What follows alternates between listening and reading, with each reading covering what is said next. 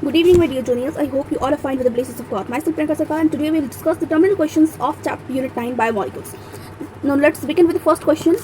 What are monosaccharides and classify them? So we'll discuss the first question, the definitions of a monosaccharides and its classification, on what basis it has been classified. So monosaccharides are crystalline colorless compound, and these molecules are either polyhydroxyaldehyde or polyhydroxyketone, which cannot be hydrolyzed to form a simpler compound. These molecules are readily soluble in water and insoluble in nonporous solvent, which diethyl ether and benzene. These molecules have sweet taste. Monosaccharides are further subdivided based on the number of the carbon atom present in the structure and the type of the carbonyl group and the chirality. Means क्या है कि monosaccharide crystalline colourless compound है, और या तो फिर ये polyhydroxy aldehyde से बने होते हैं या पॉलीहाइड्रोक्सी कीटोन से बने होते हैं, जिनको हम फर्दर क्लासिफाई नहीं कर सकते, सिंपल फॉर्म में कन्वर्ट नहीं कर सकते, क्योंकि मोनोसैकेराइड, मोनो का मतलब सिंगल, ऑलरेडी ये इतना छोटा फॉर्म होता है कि इसको इससे ज़्यादा सिंपल फॉर्म में कन्वर्ट नहीं किया जा सकता है। ये रिडली सॉल्युबल होते हैं वाटर में, लेकिन अगर हम कोई नॉन-पोरस सॉल्वेंट में रखें तो जैसे कि डाइथाइल ईथर हो गया, बेंजीन हो गया, तो उसमें वो इनसॉल्युबल होगा। इसको हम क्लासिफाई किस बेसिस पे करते हैं? सबसे पहले तो number of carbon atom present in the structures की, नंबर ऑफ कार्बन एटम जो इनमें प्रेजेंट है, इनके स्ट्रक्चर में कितने number of carbon atom present है उसके बिहाफ पे, दूसरा टाइप ऑफ कार्बोनाइल ग्रुप, और तीसरा chirality. Now the most natural monosaccharide exhibit the chain length. अगर हम मोनोसैकेराइड की चेन लेंथ की बात करें तो जो नेचुरल मोनोसैकेराइड है वो 3 से 7 कैरेक्टर और 3 से 7 कार्बन का चेन लेंथ एग्जिबिट करेगा, एंड इसके वजह से इसके अकॉर्डिंग ही, इस कार्बन के नंबर के अकॉर्डिंग ही इसकी नॉमिनेशंस होती हैं। अगर 3 रखता है तो ट्रायोज बोलेंगे, C3H6O3।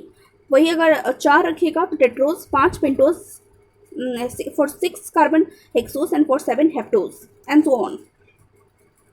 सो जिसमें 3 है C3H6O3 ट्रायोजेस, ये carbohydrates first and the smallest monosaccharides होते हैं having 3 carbon chain.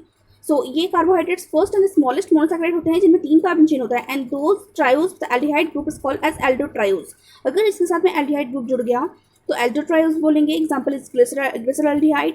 And if it contains ketone group, अगर इसमें कीटोन ग्रुप जुड़ गया तो उसको बोलेंगे ketotriose. Example is dihydroxy acetone. Tetrose may be 4 carbon monosaccharide molecules called the aldotetrose, ethers, threose और ketotetrose, ethylose इसके examples हैं। Pentose में C5H10O5 में 5 carbon chain containing monosaccharides molecule को हम पेंटोज बोलेंगे। जैसे कि एल्डोपेंटोज भी बोल सकते हैं। एग्जाम्पल है राइबोज, जाइलोज, एर्बिनोज, डी लायोज और कीटोपेंटोज, राइबोलोज या जाइलुलोज। हेक्सोज में 6 कार्बन कंटेनिंग होगा। एग्जाम्पल्स जो है वो ग्लूकोज, एलोज, एल्ट्रोज, मैनोज, यूलोज, गैलेक्टोज, टेलोज और कीटोहेक्सोज हैं। फ्रुक्टोज, टैगोटोज, ये सारे इसके एग्जाम्पल्स हैं। हेप्टोस जो है वो 7 चेन मोनोसैकेराइड मॉलिक्यूल्स है प्रेजेंट इन द एल्डोहेप्टोज और कीटोहेप्टोज। अगर एल्डिहाइड ग्रुप हुआ तो एल्डोहेप्टोज, अगर कीटोन ग्रुप हुआ तो ketoheptose. Now monosaccharides have asymmetric carbon. तो ये सारे इसके हो गए क्लासिफिकेशंस। हमें क्या बोलना था? मोनोसैकेराइड का डेफिनेशन बोलना था और बताना था हमें कि इसके कितने क्लासिफिकेशंस किस फॉर्म में किया जाता है, जो कि हमने बता दिया। तो this is the end of the discussion of the question number 1.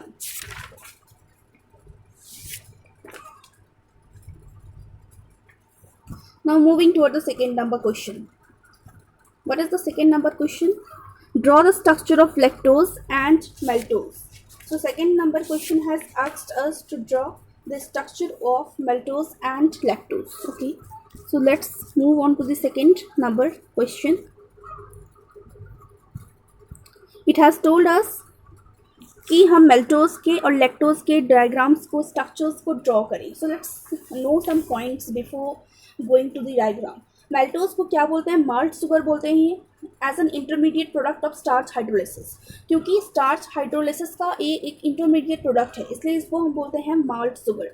Maltose can also be hydrolysed to its constant glucose molecule by enzyme maltase present in the small intestine. अब इसकी जो हाइड्रोलिसिस है वो मैल्टेज एंजाइम से होती है, जो हमारी स्मॉल इंटेस्टाइन में प्रेजेंट होता है। अल्फा डी ग्लूकोज यूनिट से ये बना होता है, 2 अल्फा डी ग्लूकोज यूनिट से ये बना होता है, एंड जॉइंट होते हैं 1,4 कार्बन के साथ में with a glycosidic bond. It means that carbon 1 of alpha D glucose forms a glycosidic bond with carbon 4 of the alpha D glucose. Yeah.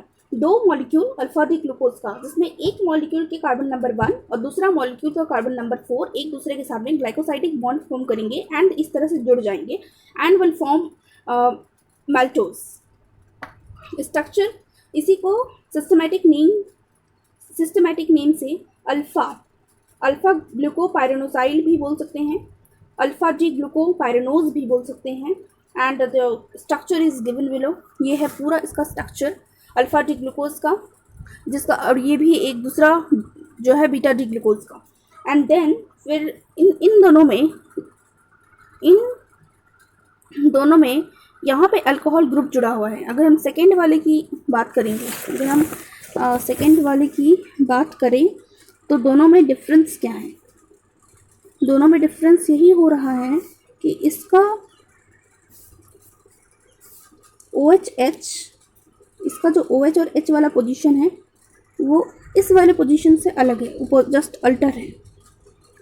ये वाला जो पोजीशन है वो इस वाले पोजीशन से रिप्रेजेंट हो रहा है, ये वाला जो पोजीशन है वो इस वाले पोजीशन से हो रहा है एंड उसके बाद में ये वाला इससे, ये वाला इससे, ये वाला इससे, इस तरह से यहाँ पे अल्फा डी ग्लूकोज और बीटा डी ग्लूकोज की कुछ स्ट्रक्चर्स गिवन है एंड देन इनकी हो रही है हाइड्रोलाइसिस।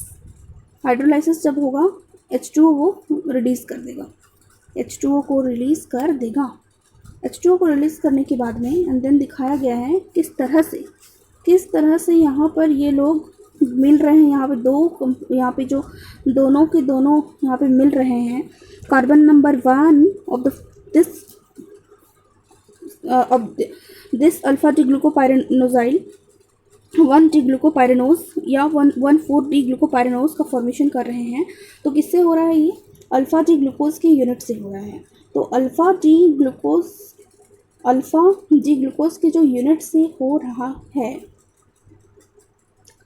तो उसका कार्बन नंबर 1 एंड दूसरे वाले का कार्बन नंबर 4 ग्लाइकोसाइडिक बॉन्ड से किस तरह से जुड़ रहा है, ये यहाँ पे पूरा शो किया गया है। एंड देन उसके बाद में ये पूरा स्ट्रक्चर मैल्टोज को रिप्रेजेंट करेगा, जिसको हम बोल सकते हैं अल्फा डी ग्लूकोपाइरेनोजाइल 1,4 डी ग्लूकोपाइरेनोज। सो हमें ये याद रखनी है कि कैसे यहाँ पे कार्बन नंबर 1 और कार्बन नंबर 4 आपस में जुड़ा, H2O का रिलीज़ हुआ, तो उसके बाद में मैल्टोज बना। ये दूसरा नाम जिससे उसको जाना जा सकता है। Now let's move toward the lactose की तरफ मूव करते हैं। लैक्टोज एक रिड्यूसिंग शुगर है। लैक्टोज क्या है? लैक्टोज है एक तरह का reducing sugar. It constitute 5 to 8% of the human milk and 4 to 6% of the cow milk. इसमें क्या कॉन्स्टिट्यूएंट्स इसका क्या होता है? तो ह्यूमन मिल्क का 5 to 8%, ह्यूमन मिल्क का 5 to 8% इसमें कॉन्स्टिट्यूएंट हमको देखने को मिलेगा एंड 4 to 6% हमें देखने को मिलेगा काउ मिल्क का परसेंटाइल। तो इस तरह से कुछ इसके कॉन्स्टिट्यूएंट्स हैं। And has a galactose and glucose as its monosaccharide units. अब जैसे मैल्टोज बना था ग्लूकोज और ग्लूकोज के ही 2 यूनिट से, ठीक उस तरह से लैक्टोज जो है वो बना है ग्लूकोज और गैलेक्टोज से। ये अलग अलग यूनिट्स के कॉम्बिनेशन से बना है, that is the glucose and galactose. Beta D galactose से ये ग्लूकोज और गैलेक्टोज से फॉर्म हुआ है और उसमें भी बीटा डी गैलेक्टोज से and D glucose joint by alpha beta 1,4 glycosidic bond. अब ठीक उसी तरह से यहाँ पे भी ये बीटा 1,4 अल्फा बीटा नहीं, बीटा 1,4 ग्लाइकोसाइडिक बॉन्ड से ये जुड़ता है, बीटा 1,4 ग्लाइकोसाइडिक बॉन्ड से ये जुड़ेगा। फिर इसके स्ट्रक्चर्स देखते हैं।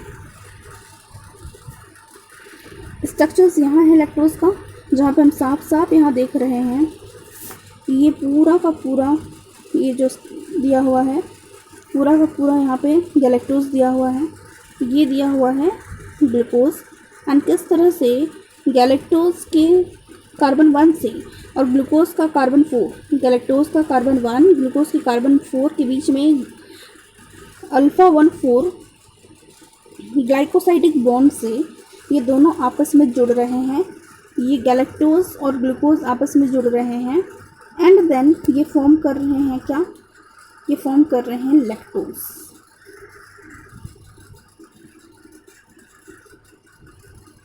और ये जो स्टार है ये डिनोट करता है एरोमेटिक कार्बन को। और ये हो गया हमारा स्ट्रक्चर लैक्टोज का। Now we will move to the third question. Third question में हमें क्या बोला है?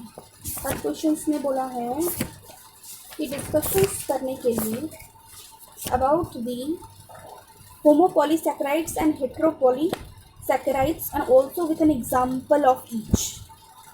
So what are homopolysaccharides?